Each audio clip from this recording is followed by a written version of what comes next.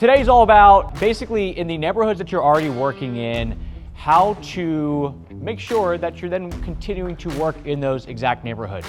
I have a ton of slides, a ton of resources. At the end of all this, there is a QR code that you can download everything from there, so don't feel obligated to pull out your phone and take photos unless you want me to be in it with the slide. So you can just sit back, relax, take notes, and we'll go from there.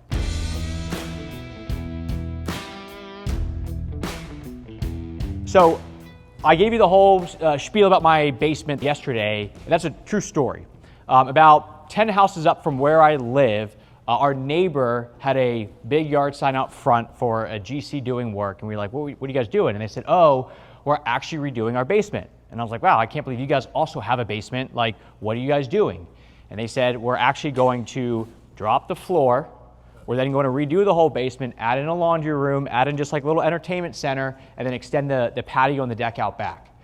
And of course, my wife and I were like, wow, that is our exact project. That's crazy. And what my neighbor Bo said, and this guy, super cool guy, he was one of like the first engineers on Pokemon Go, used to work at Google, basically just has like, I don't know if he works, but he just has the money as if he, sold everything. But he said, hold on one second, and he ran inside of his house, and he ran back out, and he had this big Gantt chart. And he was like, look at what they gave me. And it wasn't even like a cool looking Gantt chart. It was like what you give all your trades. It was like very nerdy, but he absolutely loved it. And when the project was all done, we got to walk through it. It was an awesome setup. It was really cool. They hosted a whole like pizza party. Like we have Friday pizza parties in our neighborhood. Everybody goes over to like different spots. And everybody got to walk through his basement, and it was super cool. And then lo and behold, a month later, across the street, I see the same company's yard sign. And then a month after that, while that project is still happening, across the street from that, another yard sign. And then the other day, a week ago, I'm like running, and maybe a half of a mile up the road, there's another one of those yard signs. And what I'm pretty sure happened was all of those people, they either lived directly across from Bo, and they got the same Gantt chart treatment that I got, or they were a neighborhood pizza party person that came over, got to walk through the space, and that's why the person half a mile up the road also has that same project or same yard sign out front. So what today is really going to be all about is, downside of this is Bo moves away. What then happens at those pizza parties where somebody who is thinking about a project, they don't get the Bo treatment, so how do you then take what Bo is basically doing offline, and then we turn it online? And that's what we're going to be going through today. What we want to do is I'm going to break it down into 5 different stages. You're going to have, what do we do for pre-construction side of things? So before we're actually getting out there, what should we be doing from a quote unquote marketing perspective? Then what are you actually doing on day 1, so demo day? What are you then doing during construction? What are you doing when the project is complete? And then once it's all said and done, what then happens on repeat when the project is all said and done? So my goal is we're going to go through like 15 to 20 different things to do. Don't try to do it all. If you walk away going, I got 20 things to do, you're going to end up trying to do all of it, and you're going to do none of it. So what we want to do is I want you to pick and choose what you want to do. This is kind of like the way that I look at it is like if you're trying to lose weight and the only thing you do is one morning you skip bread, it's not really going to make a big deal in the grand scheme of things, but it's better than doing nothing. So I'd rather you pick and choose these things, because each of these are meant to be like, you can do it individually, not I'm either going to do it all or I'm doing nothing. So pick and choose what you feel comfortable with. Also, these are all things that like CGN, we do some of them, we don't do all of them. Some of these things I firmly believe you should be doing in-house. So again, you may feel like, oh, that one thing, we could do that really well, or we already do elements of that. How do we just make it a little bit better? So pick and choose. Don't feel like you have to do all of it all at once. So the big one that I'm going to lead off with is going to be when it comes to project photography. So going back to that Bo scenario, unless you're walking through this space, the number one thing, and this is coming from a guy that does all the marketing stuff, the number one thing that you can do for your projects to really help them sell the next one is great project photography. To get great project photography, a lot of people are afraid to ask the homeowner at the end of it, I know we've been in your hair for 6 weeks, 6 months, whatever it is, to then go, would you mind leaving us a review, and can I come in with a photographer? I know you want us out of your hair. We want to get out of your hair as much, as you want us out of your hair. Can we come back in? So the best time to actually say, can I come in, is before the job actually happens. Because what you want to do is you're setting it up at the very beginning to say, I'm coming back in. And the best way to do that is to basically just say, look, we're super excited about this project. I would love to have this one in our portfolio. At the end of the project, would you be okay if I came back in with a photographer and actually showcased and documented the space? Most everybody is going to say, yeah, of course. Like, they're not going to say no unless it's like, my dad was up in the DC area. Every so often, this is like peak, like 05, like a defense contractor would say proactively, you may not take photos because of like who I am. It's in our contract, and that's fine. But most every homeowner is cool with you coming back in and taking photos of their space. The biggest thing that when it comes to the photos is the staging of it. If it is, like in my addition that I just finished at my house, we finished it and then furniture didn't get in there until 6 weeks later. So then you're at this awkward spot of, do I capture it without staging or do I come back in? The answer is you're gonna wanna come back in once furniture goes back in. If it's a kitchen or a bath, you can bring your own stuff. I'm not telling you to, if it's a whole house remodel, to do a whole move that bus scenario where you like bring in all these furnishings. But the whole premise here is you want to set everything up front with the homeowner to make sure that they're good with it. And then on the videography side, if you end up doing that, which is like a 2.0 thing, don't worry about it today. Again, it's if we blow you away, would you be willing to sit down in front of a camera and just talk about your experience with us at the end of this? So biggest thing to do on project photography especially is set it up from the very beginning on basically before everything happens. It will get the client excited. It also, in their mind, subconsciously holds you accountable to actually doing the great stuff that you say that you're gonna do, because you don't wanna get in there and photograph it if it looks like crap. So set it up from the very beginning. Next one is going to be when it comes to designs and renderings, just store them away.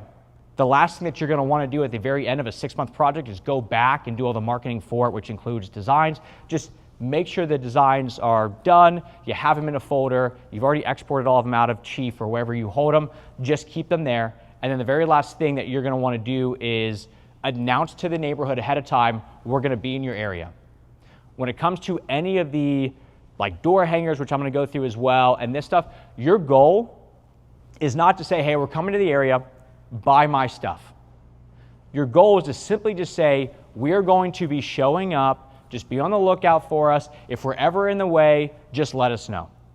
The more that you over-design this stuff, the more that it's going to feel like they're just trying to sell me it. We're really just trying to do some pardon our dust situations here, just to basically introduce us to the neighborhood. That's all it really is.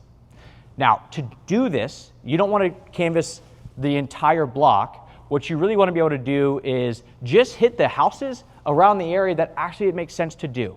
And you can do it in one of two ways. There's a company called Dope Marketing. We're not sponsored by them, but they have a really cool thing called Neighborhood Blitz. And basically what you can do is you can take that postcard and go into their software and say, this is the exact house that we're doing this project at. I just want you to find the 25 houses that are closest around it just to send this pardon my dust thing out to. That's really all it is.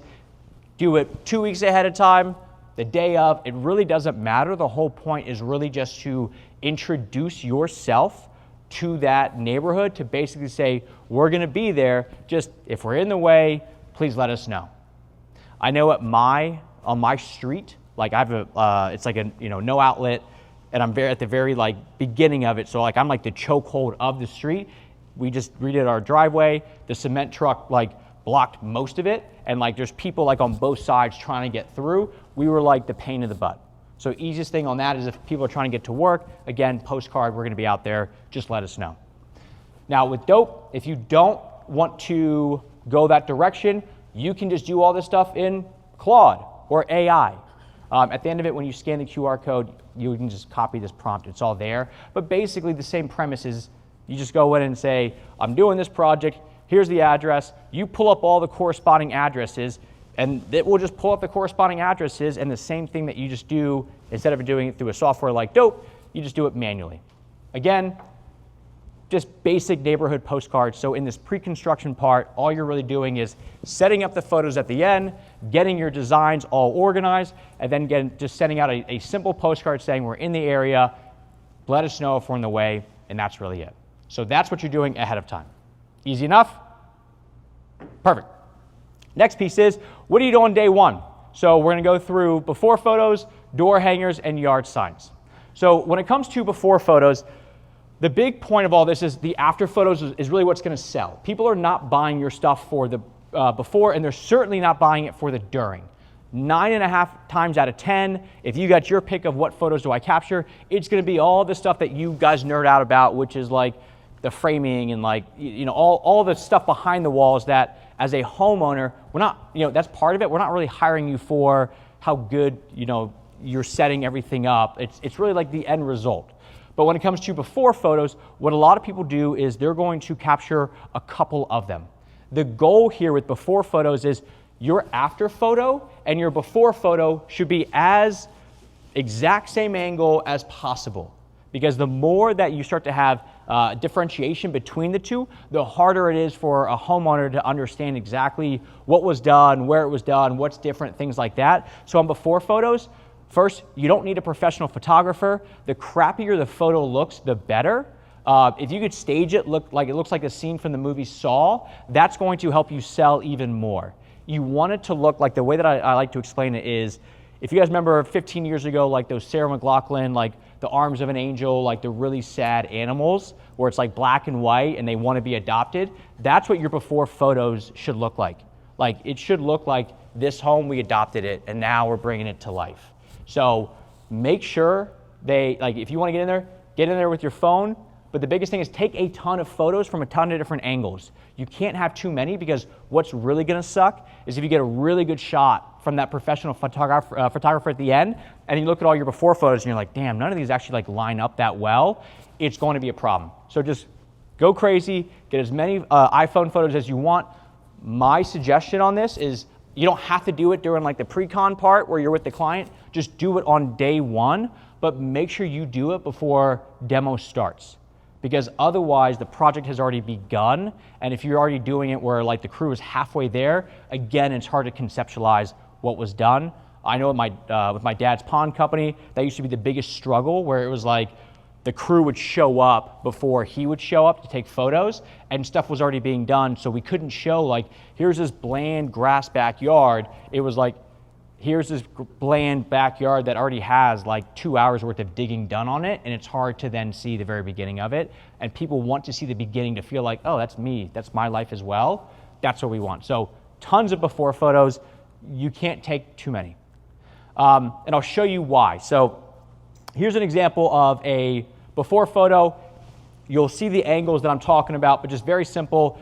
It's kind of disheveled, but it's fine. You can understand it. When we then go through rendering, it's a similar angle. So if you kind of go back and forth between the two different angles, you can see, they're close enough.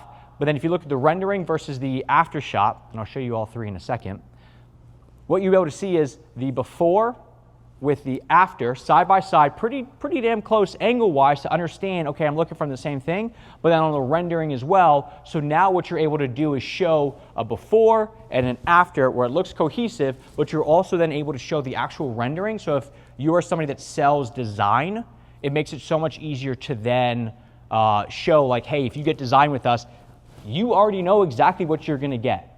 We show you that exact thing, and then if you're able to do it where you have the same angles and the same everything, it then shows that proof that you know what you're doing. It will help you to sell design, because it's just the proof is in the pudding already. So when it comes to photos, and I'll go through after photos at the very end, before, take as many as you want. You can't take too few, and then you'll want to make sure that at the very end it lines up with your after shots as well to show that full transformation. And bonus points if you can get a rendering, which in this specific scenario, we talked to the client about this. He went back into Chief and re-rendered out this exact angle to show the one-to-one nature. Again, it's going to show that you're not just the hands of the project, you're also the brains of the project too, and that's where the real money comes in. So that's going to be your before photos. Now, yard signs. This specific company that, and I kind of thought about this as I was like running back and forth. I just did a big running race, and as part of it, I had to run up and down my road because it's the only place that I know of that has elevation. So I basically had to run up and down the exact same yard sign, 20 times back and forth. So I kept looking at this yard sign being like, damn, this would be a really good thing to talk about at this RISE conference. But it worked out because this company does larger projects, bigger basements. My neighbor's basement was about a $600K project. The other projects around the areas are all that they've done are all additions or larger spaces. The first thing is with your yard sign, this is a direct reflection of your company. If you have a piddly little corrugated cardboard yard sign and you're there for a very long time, there's a mismatch between what people think you do and how you operate versus the actual work that you are doing. So in your world, your yard sign is a direct reflection of your actual business. The way that I look at it is it's like a truck wrap. If you put magnets on your truck, then it looks like you are a remodeler when you want to be. But it's very easy for you just to like remove the magnets and then you're back to just a person in a truck. Yard signs are very similar where if you are doing bigger projects, you want to first have yard signs that are like, they're there for a long time. Make sure they're sturdy, make sure they're larger. At my project on my addition, it took about 4.5 months to do. Month 4, my neighbor who walks by my house every single day with his dog texted me and said, hey, I know you're happy with your builder. Who did you guys use? And I felt like taking a photo of the yard sign that was sitting there and going, dude, it's this company, like just look them up. But it was a yard sign that was probably the height of this little table. It was small. Now it was metal, so it at least like had that going for it, but it wasn't one of these larger ones that show like, we're here, we do bigger stuff, we're here to stay because we have a yard sign that is built to stay. So the first thing is, if you're doing bigger projects, make sure that your yard signs are like comparable to the size of what you do. The second thing is going to be the simplification of it. What people love to do is we want to put what we do, where we do it, our core values, our license numbers, our family tree, all of it onto a yard sign, hoping that that's what sells the project. You have to think about, are you putting yard signs on a busy road or are you putting it in a neighborhood where there's a lot of walkability? If there's predominantly all walkability, you can get away with a little bit more on your yard sign. But if you look at that first one that says build to last, think about it, you're driving by that thing at 45 miles an hour. How much of that stuff below it are you actually going to pick up on? Not a single thing. So you might as well put the energy and emphasis into the actual name of the company, and then that way people go, it was Dave F something, I can't remember what it was, oh, maybe it was like, I'll just Google it, and they'll figure it out from there. It's just like billboards on a highway. The Cracker Barrel ones, super simple. It's just 4 miles up to your right, here's a picture of some pancakes, and you know what it is, versus you can tell when somebody like, this is their first billboard, because they try to stack it with so much crap on it that it's not memorable whatsoever. So your yard sign is meant to be very simple, very straightforward, and think about it from, if you have to err on the side of, do I go more or less? Just go less, get your brand out there, and all you're really trying to do is associate, this is us, and we're at your neighbor's house, and if you trust your neighbor, by association, you're gonna trust us as well. And the last piece is just gonna be like the unique designs. You can have fun with it. If you wanna, again, this is a direct reflection of your company. If you wanna make them custom cut, things like that, 100% do it. It's a bit of a bigger pain in the butt, so if you're already in this mode of like, well, I gotta redo my yard signs, like I don't really love doing that anyway, just go with a simple one, go for the middle side that's just very simple, it's large, it looks fine, and you're good. But the biggest thing with the yard sign is you're essentially trying to not sell your work. What you're trying to sell the idea of is this neighbor that you know and you like and you trusts us to do their project. That's all a yard sign's meant to be, because if you think about it, when they got the postcard, they says, we're gonna be in your neighborhood. You didn't say I'm gonna be in your neighborhood at Bo and Aaron's house. You just said we're gonna be in the neighborhood. So now they're wondering who's getting this stuff done. And then a week later, they see this yard sign and now they've connected the dots to go, oh, it's Bo and Aaron. They're getting their stuff done. Door hangers are another good one. Biggest issue with door hangers of why people do not do them is they go, well, it's solicitation. A lot of us have pardon our dust door hangers that we'd like to put up, but it's kind of a solicitation in disguise. It's, hey, we're gonna be in your neighborhood, pardon our dust, but if you wanna dream up what your next project could be, here's our QR code. Again, just like with the postcards, what we are trying to do is simply just say, we're in the neighborhood, sorry. I personally would lean into the messiness of this. Like I was talking to a prospect the other day, and he didn't realize he built his own tagline on the spot, but he was like, we come in and we like mess people's homes up and we take that seriously. And I was like, what a great way to describe how you approach this, because you're not saying, oh, we make remodeling fun, because as somebody who's now lived through 2 remodels, one was a terrible experience, one was a good experience. The good experience still wasn't fun. Like that, I would find many other ways to drop $250,000 that are way more fun than going through a home edition. But lean into it. Sorry for the noise, coffee's on us, we're in the area. If you need anything, let us know. Biggest thing you can do on this one is 2 things. 1, actually put a gift card to a coffee shop. Kudos if you go local. Don't go cheap. If you think about, oh, I'll give a $5 gift card to Starbucks, that's worse than giving nothing. I remember I for my dad's company, when I first started doing it, I got them all tickets to go see a hockey game. And I was like, it'd be great. I'll get into a hockey game, but I'll put them in like the nosebleeds. And it was just like, at that point, they'd rather just watch it on TV. It's worse to go to it. All right? Don't do that. If you're gonna go this route, which I would highly suggest, give them $20. If you wanna do it on a budget, do it to less houses. So each person that's getting it that's closer is gonna get more coffee out of you. Bonus points, if they go to the coffee shop, they don't use the full gift card, and then now they gotta keep it later, they're gonna remember every time where they got that thing from. Starbucks also has it where if you want to print your logo on it, you can do that as well. It's pretty cool. But biggest thing is just make sure that you're just gonna, it feels very casual, paperclip a gift card to it, and then give your project manager's business card on that door hanger as well. So now it really just feels like we're here, we're really sorry for this. If you need an issue or if you have an issue, here's the actual project manager that's gonna be on this job site, and on top of that, here's some coffee on us. You don't have to do it to 50 houses. In the very least, do it to the half a dozen houses that are close by. But again, it's really now connecting the dots more and more of, we got the postcard, we see the yard sign, now we see the door hanger, and oh, by the way, we got this door hanger from my neighbor, and good on my neighbor for hiring the remodeling company that actually cares about the neighbors enough to come in with a little bit of a gift and the actual project manager gift card or business card, things like that. The homeowner that's getting the project done will look more like the hero in this scenario versus they went cheap and they hired the company that's just blocking the road for everybody, and it's very hard to then overcome that for like the neighbors up the way to go, who am I going to get this next project done by? Oh, I don't want to go with the people that just, was a pain in the butt. I'd rather go with the special people. So right now we've already got 3 different ways that we're getting in front of clients, and this is all done day 1 of demo. So you're now starting to stick and move from there.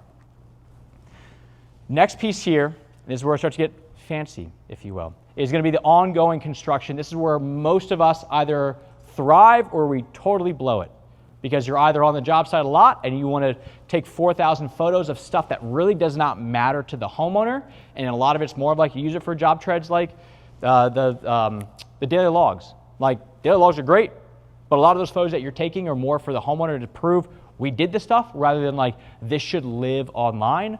And then social media videos are really going to be like the thing that is super helpful here. It's a little bit harder to do, but we're going to go through both of them. All right, so these are your progress photos. These are bad progress photos. You do not want to do these. The first one was actually my first project that I went through. This is just a mess. There's no focal point. You don't know what's going on other than this looks terrible. The second one, not my photo or not my project, but same idea. You don't really know what is happening. You just know it doesn't look great. We all know construction is messy.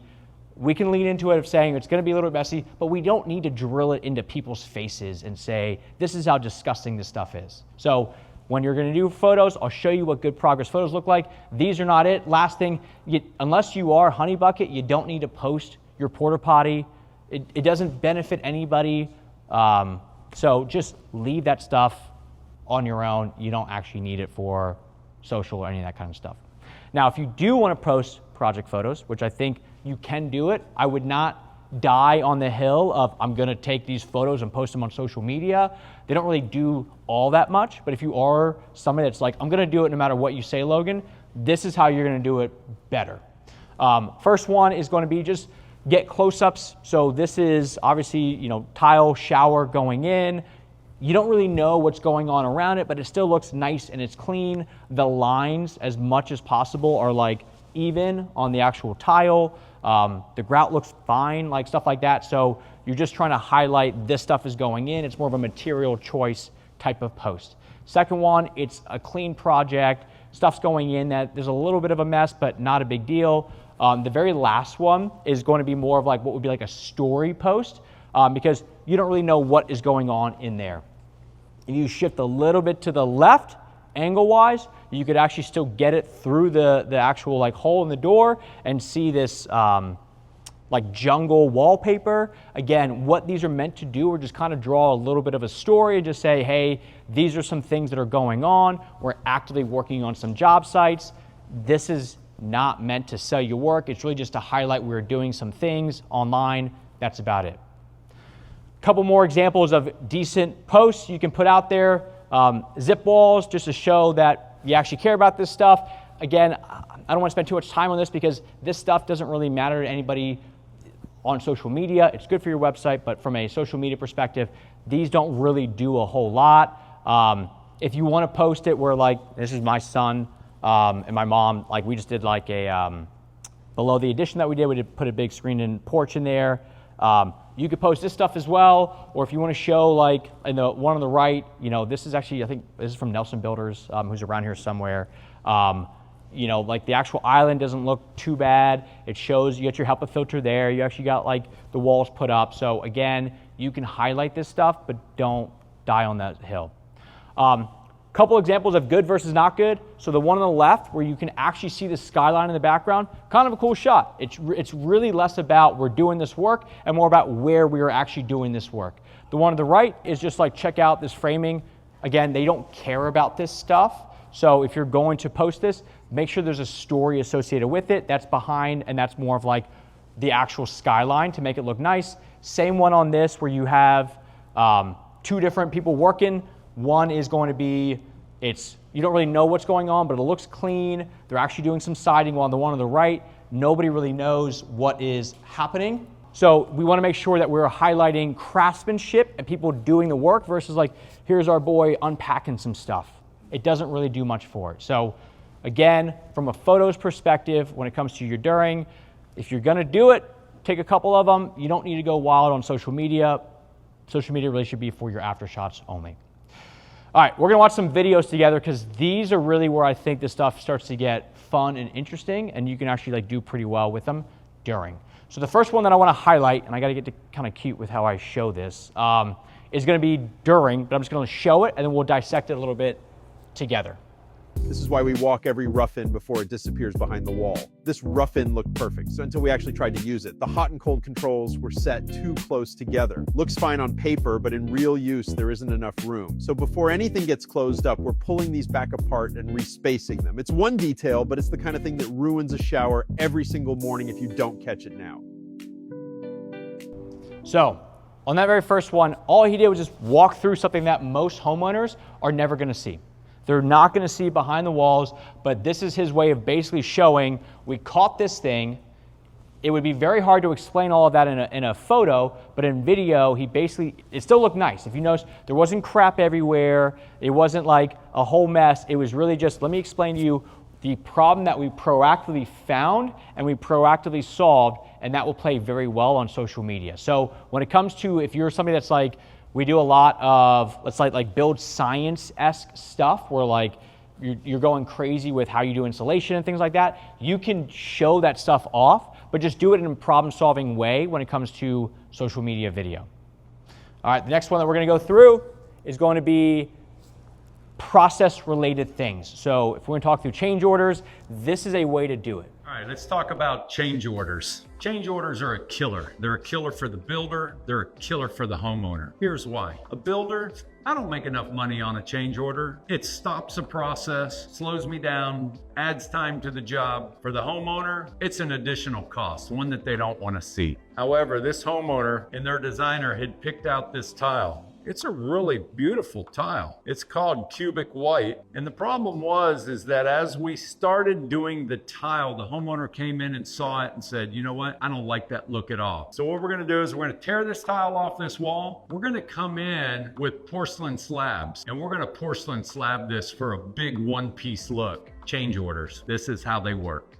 All right, so the first thing that you may notice is that as they're trying to educate the market, because I think a lot of us in here, if we're gonna do video, the natural tendency is to sit down and go, here's 5 contractor red flags, and you're doing it in your office and you're kind of writing on a whiteboard.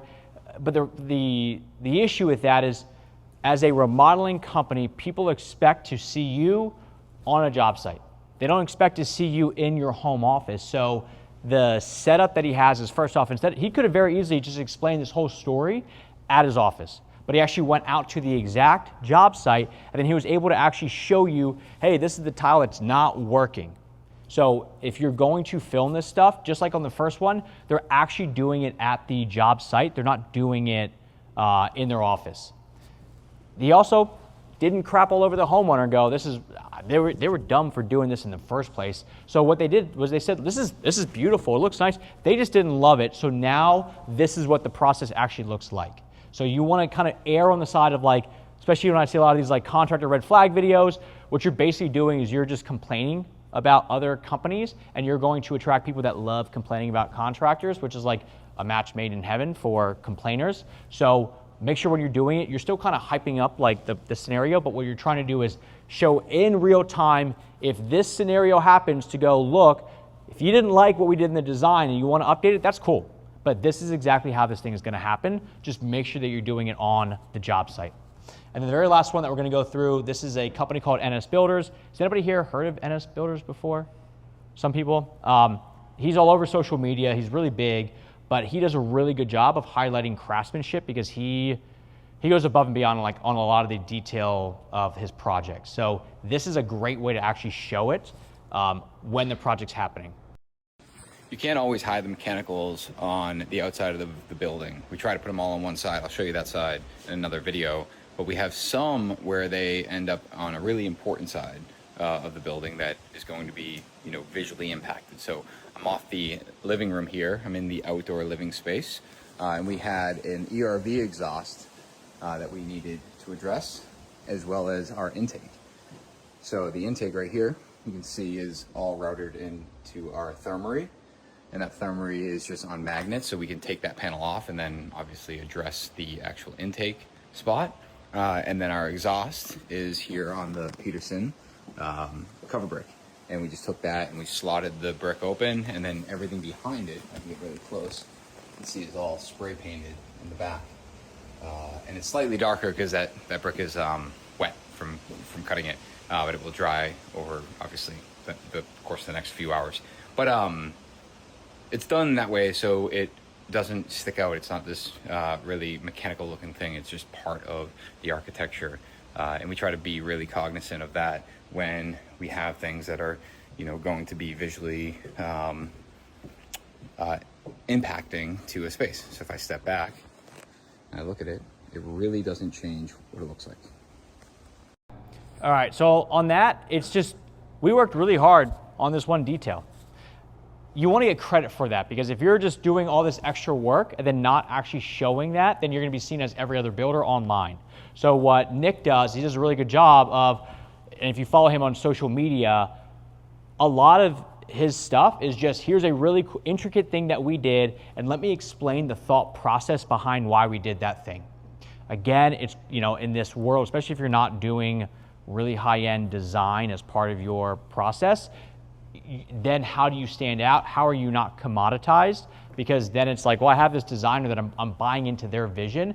I just need to find a builder to not mess this up. And usually you're not going to make a lot of money if they're looking at you as just, how do I not mess this thing up? So he's a very good example of like, if we're going to do this thing, I'm then going to explain the thought process behind it. It's a really good way to explain why you're doing what you're doing, especially if you're like going the extra mile on a lot of these things. So social media video, really good way to really highlight either process pieces that are gonna happen behind the scenes, process pieces that happen like the change orders of during the actual project going on, or here's some cool stuff that we've done. I just honestly wanna show this thing off because this took our team for freaking ever to put together. I wanna make sure I'm getting credit for it. So those are gonna be your durings. Now, when it comes to your afters, you're gonna have a couple things that we get to play around with. So every project, and by the way, at the end of this, when you do that QR code, we have a long ass video that's like your guide to getting really good project photography photos, all right? But you're gonna have just high level overview, 5 different types of photos that you want from all your projects. One is gonna be what we call as an establishing shot. It's just, here's the big open space that we actually did the project in. 2 is gonna be your, what we call is like more of like a detail shot, or design shot, excuse me. It's setting the mood, right? It's gonna be a little bit moodier. You're gonna have some design work where, you know, maybe you put a ficus in the corner to like actually set the space. It's more of like what an interior designer would capture.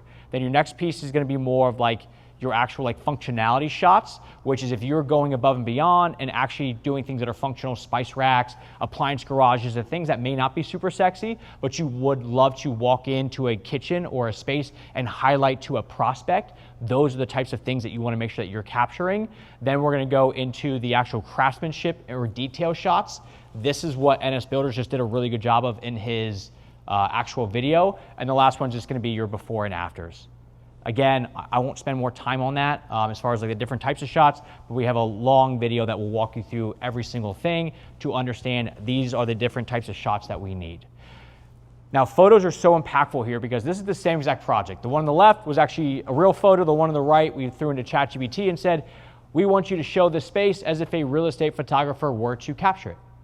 So what do they do? Real estate photographer goes into the corner, turns every single light on, captures it to say, look how big this space is. And then when they go into the edit of it, they go, let me overdo the editing on this one. I'm gonna make everything seem big and bright because if you look at MLS, that's most of what it is just these big spaces that we're trying to sell. You do not want that because when you then actually use it in your marketing, this is what a real estate photographer-esque website would be versus how it looks if you actually get a good photographer in there.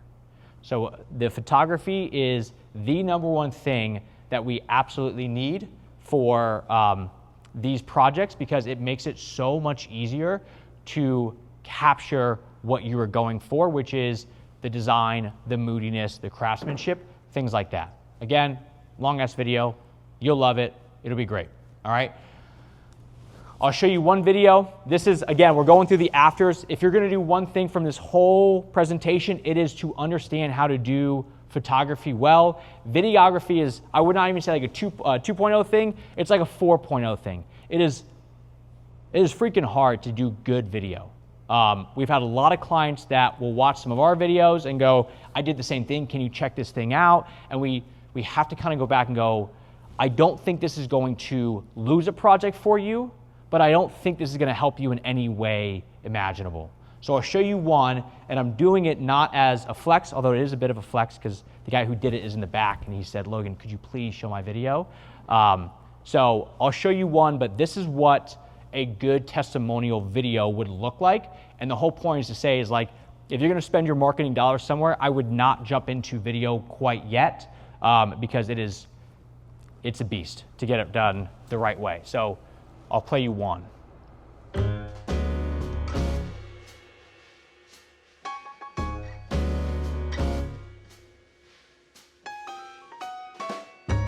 Hi, my name is Frederick Howes, and this is my wife, Beverly Howes. and we live in Upper Marlboro, Maryland. We reached out to Integrity because I wanted to move. It was cramped. It was segmented, but I said to her, what can I do to keep you here? I had a list, non-negotiables. I had to have my 15-foot island. I had to have my pot filler, mixer lift. Oh, and my double oven. Been in this house for almost 28 years and I never had a double oven. That's how our adventure started. And he really said, what mama wants, mama gets. Dude. That was it. That's what he said. That was my slogan. Talking to Ben, we asked him 1,000 other questions about every other thing we wanted to do, and he was so patient with us. We had him here for about, what, 5 hours? It seemed like it. Yeah. Yeah, using this space is really, truly what we wanted. The way it is now, we can have everybody in one spot. We're all talking, we don't miss out on each other's company. We're a big family once again, and we love to celebrate. So now I'm just elated that we didn't move. And I say, let's continue to go. They're about to do our bathroom. That's how much we love them. So we're very proud of the process. Sometimes I come down and I'm like, wow, I still can't believe I got my kitchen done. This has to be my pride and joy.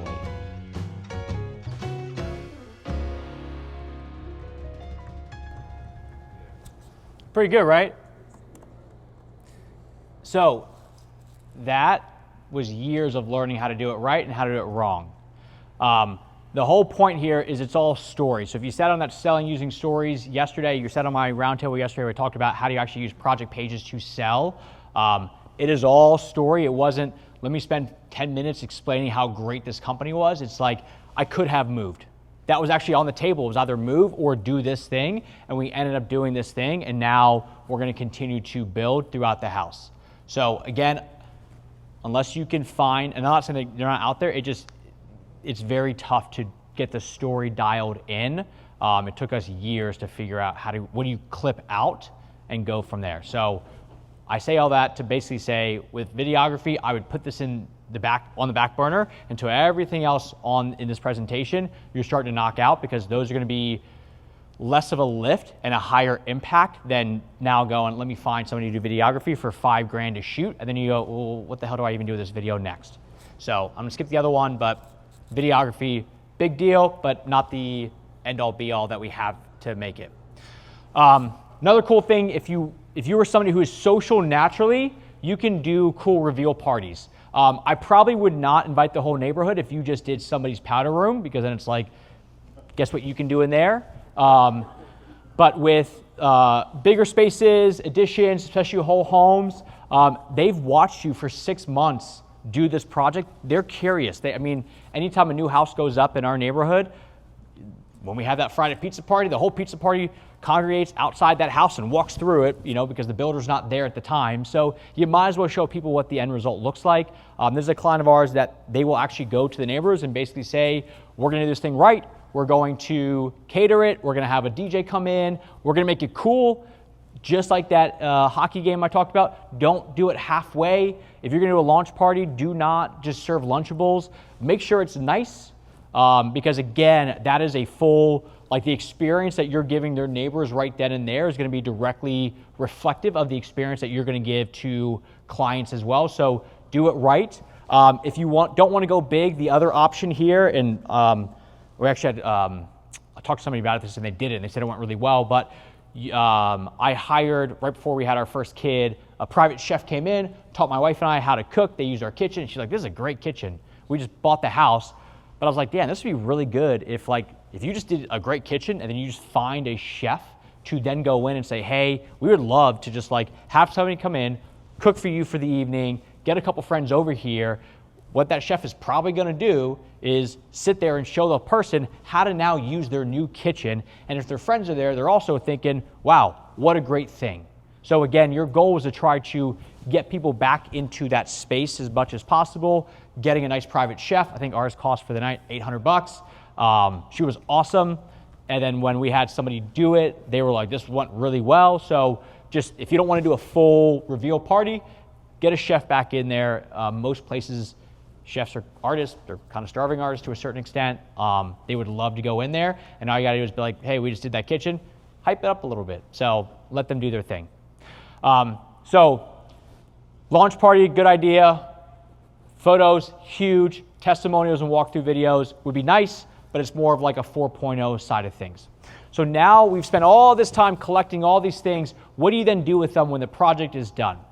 The first thing that we're going to highlight is going to be something called a featured project page. This is like the peak of what CGN really is, and it is building out basically case study pages for each project that you have. Because this is going to be like, I talked about it yesterday, like this is your sun, and the solar system is all the marketing tactic crap that you want to do, but the whole thing is people do not care about you or your core values or your team or how long you've been in business until they can actually see work on your website or online that they go, I want that in my space as well. If they do not see that, you could be the nicest person in the world, but nobody's going to spend $200,000 because you have good customer service. They're doing it because they want a very specific thing from you, and that is an updated space. So your featured project page, and we have a whole webinar that we broke down how to build these on your own. It's all story driven, and it's meant to highlight what you did, how you did it, what the timeline looked like, what the process was like. We want to show renderings. So that's where you're storing your renderings. Your after photos that you just captured also go on this page. It is story driven. And these are actually, like, aside from the homepage, these are the number 2 most visited pages on all of our clients' websites because of how impactful they are. They're great for AI, they're great for Google, they're great for everything. Like there's no downside to having a plethora of these. They're fantastic. And a page just like this would have been what got my wife and I into doing that basement remodel, because by the time that we saw our neighbor get it done, we'd already done a bathroom addition and we were like, we're good for now. So these feature project pages are taking everything that we built up to this point. We're building out a case study for each of your projects. And then what we're going to do is actually drive traffic to it. Okay? Social media is one of those black boxes that we get a lot of questions around. What do I do with social media? What should I be posting? You want to post the beautiful after photos that you just spent money with a photographer to get. These, what I'm showing you, these are actual screenshots of ads, but doing it from an organic or a natural way anyway, it's the same premise. So if you're like, what do I post? The biggest thing that you can do is just take the gallery of the project that you just did, put it up there, tell a little bit of the story, and then all you're gonna do is say, if you wanna check out more of this project, go click the link in our bio. That's for Instagram. And in your bio, you're going to have a link to the corresponding featured project page. And that is basically your social media plan, is just showing after photos of projects that you have done, and then saying, instead of just sitting here on Instagram, if you want to go somewhere else, perfect, go check out the full project that's on our website. You're not doing a check out this photo, DM us your credit card information and we can get this thing going. It is not selling anything. It is simply introducing, here's a sick project that we did. If you want to know what it looks like more in depth, go over here and check it out. That's where ads come in. Ads are very simple, where you're able to basically just set up like these little beacons around these areas and just, hey, we did this one project in Sausalito. Here's the project. If you want to check it out on our feature project page, go over there, and then you put a little money behind that. Then you go over to Emeryville or Claremont Hills or Hillsborough or wherever you're actually doing these projects, and what you're doing is that same yard sign effect. Once the project's done, how do you still keep that thing going? You can then put money into social media. And when I say money, I'm talking like, you know, if you want to go as cheap as $5 a day, again, the goal here is not to sell anything. It is simply to introduce. We did this really cool project in your neighborhood. If you want to see it, go check it out. That's all it really is. So you're guiding people back to that featured project page in these little areas by setting up basically virtual yard signs around all your projects you've already done work at. Google Business Profile, again, you can post the links to these feature project pages on your GBP. You can post to GBP, which is a thing. Very easy, very straightforward. Yeah, Peter, we do this for you. I don't know if you knew that, but we do. It's helpful. People click on them. They go to the feature project pages because at the end of the day, again, people do not care about any of your stuff until they can actually see projects. They go, damn, I want that thing in my house. You can also turn these projects into brochures. Nice thing about this is you can take them. I just built this thing out with Claude. It's great. And you just turn them into project case studies and walkthroughs. If you scan that QR code, you could probably guess what it goes over to.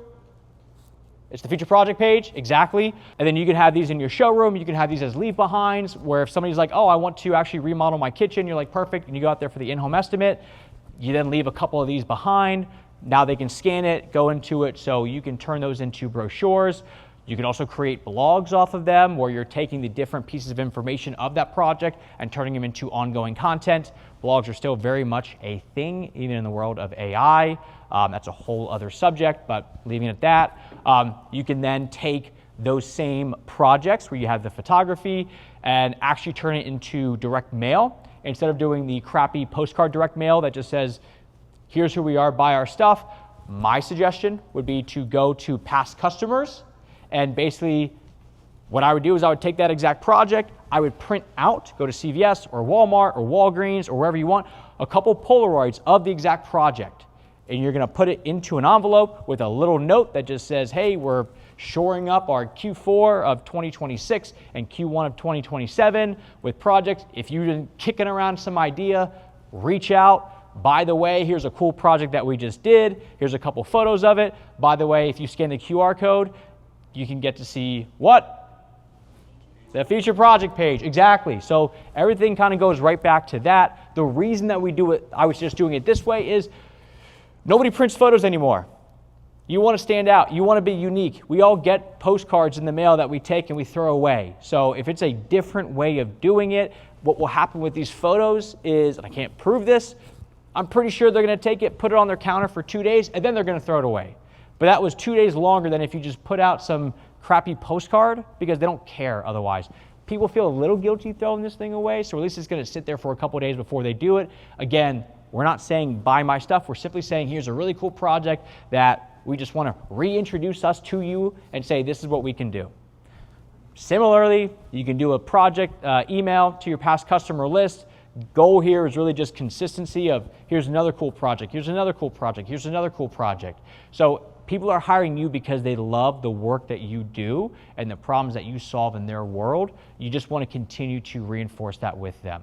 So the whole premise here is that if you're in these spaces, what you want to make sure that we're doing is we're setting up each project that you're doing, you're making sure that you're getting there ahead of time, you're getting there day one, you're getting there during it, you're getting there when the job is done, and then you're using all the assets that you just created between all the photos and all that stuff in your ongoing marketing. And that's where if Bo moves away, you're not stuck with, well, what do we now do? You're actually getting it where stuff is going over and over and over. And then now when you move to the next job site, your presence is still sitting right there.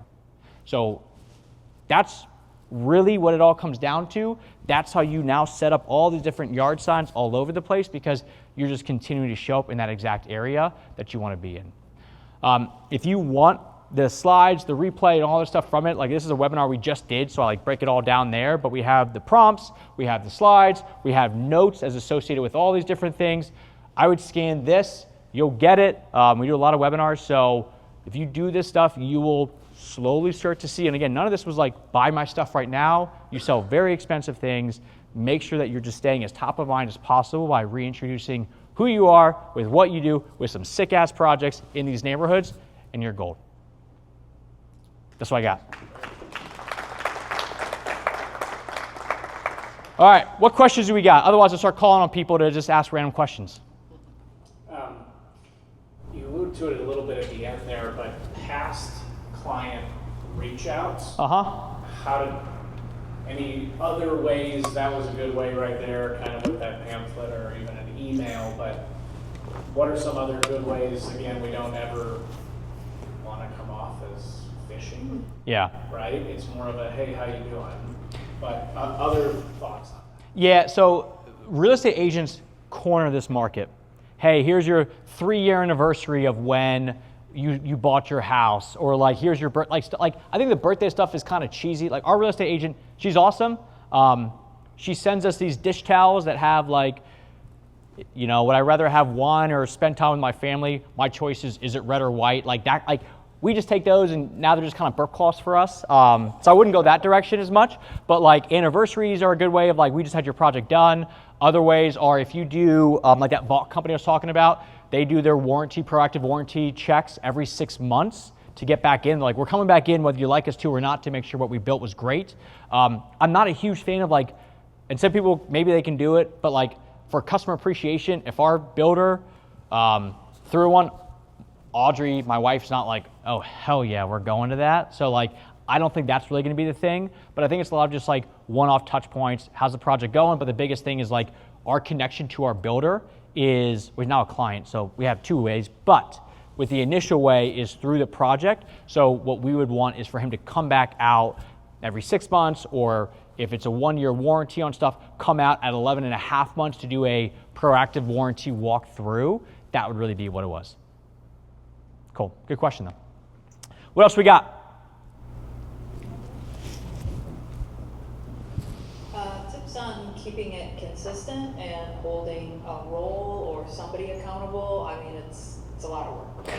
It's a ton of work. My suggestion would be it's like when I first started with a financial planner, he was like, Logan, you pick a number that you can basically every month store away. Even in the worst month of your life, you can still put $20 towards your account. So it was just done on auto withdrawal. So my suggestion would be first, pick a person to do it, if it's you or if it's somebody else, and then just say, you pick whatever you think is gonna be the thing that's easiest for you, because something is better than nothing. I know one of the biggest ones is like yard signs. Who puts the yard sign out there? You can incentivize your project manager. Hey, your role, part of your job is to put the yard sign out there. Now on top of that, if you do bigger projects, if we get a job based off of this yard sign in this same area, I'll give you $2,000. I'll give you $500, whatever it is. So now there's like a financial investment into, not only am I asking you to do it as part of your job, but I'm also going to incentivize you to make sure that you're actually doing it. So there's like, I listen to a lot of, it's called a Founders Podcast, and like what they talk about is a lot of these like historical founders and what they do. And a lot of them talk about if you can get the incentives right within your company, people will naturally start to do that. Like one of the examples they always talk about is like, it was like FedEx had issues with like overnight shipping and wasn't getting there on time. So they switched the comp structure into, instead of doing it by hourly, now we're doing it by packages delivered on time. And as you can imagine, that problem resolved very quickly. So you can incentivize the right people to do this stuff. So I would make it part of the job, but then I would also incentivize for it. But pick the things that are like, even on a really bad day, we could still put that yard sign out there. Cool. Now Brian's gonna come in with a hard one, I know that. Tell me about schema markup. Exactly. Give me 3 to 5 things to rank higher in AI. All right, 3 to 5 things rank higher in AI. So number one thing I'm gonna tell you is right now the biggest thing with AI is everything's very generic feeling. So there's a thing called information gain, and what information gain really is you giving the internet more information that it didn't already have. So that is a big way to stand out. Google's always been very into that, but AI is also very into that as well. The experience that you have with these project pages is going to be a way that you can provide that information gain. So that's the first thing is when you get your projects up there, it's going to, one, show off your experience of actually doing the thing, which is Google talks about their algorithm, because AI and Google are in bed together, because AI uses search engines to actually find all of its information. Google's algorithm is based off of, it's called EEAT. The very first E is experience. Do you actually have proof of doing this thing? Those project pages are a huge way of showing you have experience. And because you're the only one that has done that exact project, you're now providing information gain. So that's a huge way of doing it, is actually putting out real project highlights of what you're doing. Another way is going to be if you win awards. Awards are another big way, because what AI is looking for is credibility. Are you actually legit in this space? They're going to search for that sort of stuff. There's ways to restructure your content to make it more AI friendly. You're putting answers to things in smaller chunks and putting it higher up in the page is another great way. Citations are another one. So making sure that your name, your address, your phone number, your hours of operation, your contact information is consistent across every single website that's out there. And the biggest thing though, like I would say on that is also like the future of how AI search is shifting. And what I firmly believe in is it's going to be it's going to take market share from referrals, in my opinion. Because I think what's going to happen is at this point, Claude, it used to be ChatGPT, but now Claude knows more about me than my wife does. She knows more about how I think, how the business is going, what's not going well, all that sort of stuff. And at some point, once we all trust our own Claude more, you're going to have, if you've ever seen the movie Her, I struggle to get through it because it's kind of a weird movie. But if you've seen it, that's the direction that I firmly believe this stuff is going to go. You're going to have your own wearable that you talk into, and it's kind of like your person.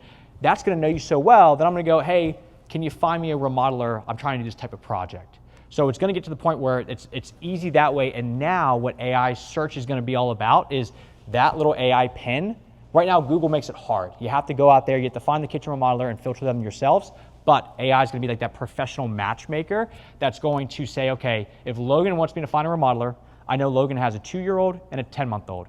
I know his wife does this for work. I know what her style is because of the searches that are happening in that house. And basically, it's going to have a whole catalog on who is Logan. Then what it's going to do is take this whole catalog and go out and say, I know what Logan wants as a remodeler, but what he really wants is somebody that can cater to little kids and knows what his wife's design preferences are and knows the other types of brands that they buy into, all that stuff. And it's going to see who actually now talks about all of this stuff online that I can find and make sure that they're then credible to then figure out who do I then come back with and piece back over to Logan. So that's where this whole information stuff is really like super impactful of like, how do we differentiate? It's really because as the time goes on, AI is going to do all these super in-depth searches more and more that you're not even thinking about, and then come back and say, oh, you need Sebring Design Build. They talk about what they do with little kids with not zip ties. If you just walked in on this one, that was not the right, with zip walls, HEPA filters, because their kids had asthma, stuff like that. So that's the idea. All right, I think that's that time. Scan the QR code, watch that photography video. That one will be super impactful. That will make you so much money. It is stupid. Thank you, guys.